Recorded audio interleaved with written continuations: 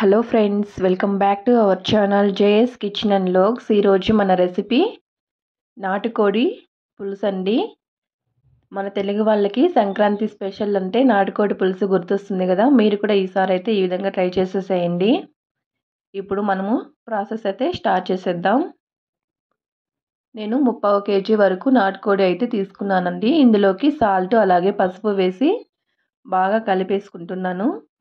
ఈ విధంగా అయితే చేయడం వల్ల నాటుకోడి నీచు వాసన అయితే రాదండి. చాలామంది అయితే నాటుకోడి పులుసు నీచు వాసన వస్తుందని తినడానికైతే ఇష్టపడరు. మన దేశీ బ్రీడ్స్ చాలా హెల్తీ కదండి. సో ఈ విధంగా అయితే ట్రై చేయండి. ఇప్పుడు మసాలా అయితే రుబ్బేసుకుంటున్నాను. ఇందులోకి మిక్సీ జార్లోకి గసగసాలు, లవంగాలు, చెక్క, అల్లం అలాగే వెల్లుల్లి రెబ్బలు వేసుకున్నాను. ఇప్పుడు ఒక టమోటా వరకు యాడ్ చేసుకుంటున్నాను.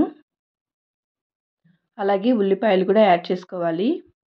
ఈ మొత్తాన్ని అయితే బాగా మిక్సీ పట్టుకొని పక్కన ఉంచుకోవాలండి. మెత్తగా మిక్సీ పట్టుకోవాలి. ఇప్పుడు స్టవ్ పైన అయితే కుక్కర్ అయితే పెట్టి అందులోకి ఆయిల్ యాడ్ చేసుకున్నాను. అలాగే ఆవాలు, కరివేపాకు యాడ్ చేసుకున్నాను. ఇప్పుడు మనం మెత్తగా రుబ్బి ఉంచుకున్న మసాలాను తీసి ఆయిల్లో అయితే యాడ్ చేసుకుంటున్నాను. నాటుకోడి ఎప్పుడు కుక్కర్లోనే చేయండి.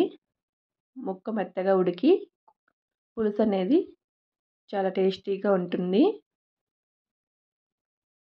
ఈ విధంగా మసాలా మొత్తము బాగా వేగి ఆయిల్ మొత్తం పైకి తేలే వరకు వేయించుకోవాలండి. ఇప్పుడు 2-3 పచ్చిమిర్చీలు చీలికలుగా చేసుకొని అందులోకి యాడ్ చేసుకోవాలి. నాటుకోడి పులుసు ఎప్పుడు స్పైసీగా ఉంటేనే టేస్టీగా అనిపిస్తుందండి. అందుకే పచ్చిమిర్చీలు కూడా యాడ్ చేశాను. ఇప్పుడు మనం ఆల్రెడీ ఉప్పు, పసుపు దట్టించుకుంటున్న మసాలాను మొత్తాన్ని తీసి పీసులంతా వేసి బాగా మసాలా మొత్తం పట్టే వరకు కలుపుకోవాలండి.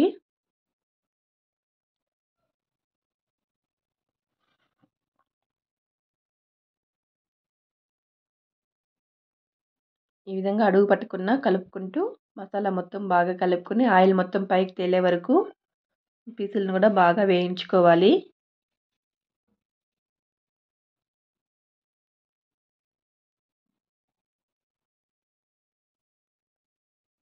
ఈ విధంగా ఆయిల్ మొత్తము పక్కకు వచ్చిన తర్వాత ఇందులోకి అయితే మనము కొద్దిగా బగారా ఆకు అయితే యాడ్ చేసుకోవాలండి. ఈ బగారా ఆకు కూడా స్మెల్ అనేది నేచుగా రాకుండా ఉంటుందనేసి యాడ్ చేస్తున్నాను. అలాగే మీకు నచ్చితే యాలకులు కూడా యాడ్ చేసుకోండి. ఇందులోకి ఇప్పుడు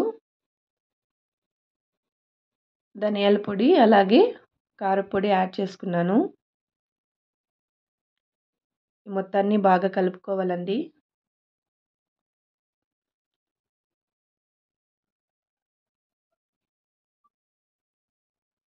ఈ విధంగా మసాలా మొత్తం బాగా కలిపిన తర్వాత టేస్ట్కి సరిపడా సాల్ట్ అయితే యాడ్ చేసుకోవాలి.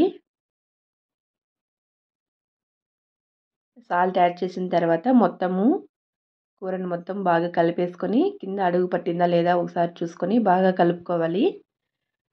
చూస్తున్నారు కదా, ఈ విధంగా అయితే నాటుకోడి పులుసు. ఇప్పుడు కొద్దిగా వాటర్ వేసుకొని విజిల్స్ పెట్టుకున్నామంటే ఫ్రై లాగా అవుతుందండి. మనకి పులుసు కావాలంటే కొద్దిగా వాటర్ అయితే ఎక్కువగా యాడ్ చేసుకోవాలి.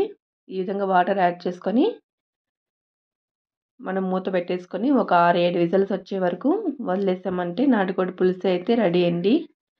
ఈలోపు మన ఛానల్ని ఎవరైనా కొత్తగా చూస్తుంటే ఛానల్ని అయితే సబ్స్క్రైబ్ చేసుకోండి. వీడియో నచ్చితే లైక్ చేయండి, షేర్ చేయండి. కుక్కర్ విజిల్స్ అయితే పెట్టేశాను. ఒక 6-7 విజిల్స్ అయితే రావాలండి పక్కాగా. ఎందుకంటే నాటుకోడి కదా, బాగా వేగాలి. ముక్క బాగా మెత్తబడితేనే టేస్ట్ ఉంటుంది.